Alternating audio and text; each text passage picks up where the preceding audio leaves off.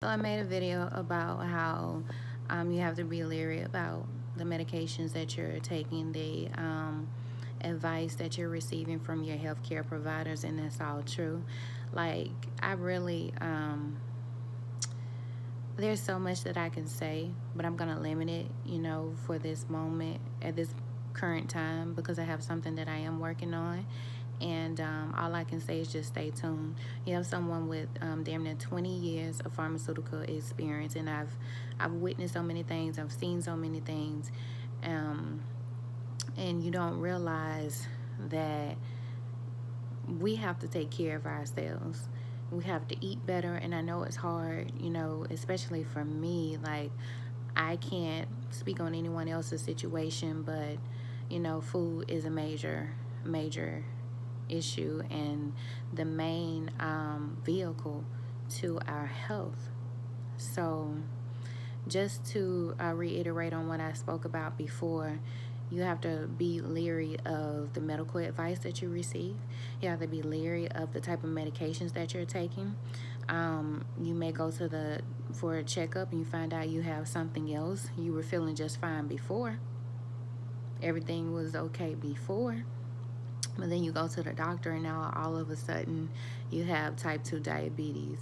All of a sudden you have cancer. All of a sudden you have something else. But you were okay before, and now they start you on these medications immediately. And then your health starts to fail immediately. These medications have the opportunity to weaken your immune system. If your immune system is weak, you can't survive, which means that you're going to be at a greater risk of other medications. So think about it like this. And I'll leave you guys with this. I don't want this to be a long video, but say you go and take a medication. You go to the doctor writes you a prescription. Who gets paid? The pharmaceutical companies. If you're not sick, there's no money for the doctors.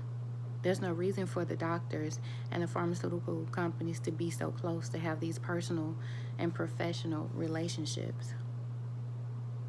So we are just numbers to these companies. We are just numbers to these companies, okay? And a lot of y'all are going to get these health studies done, and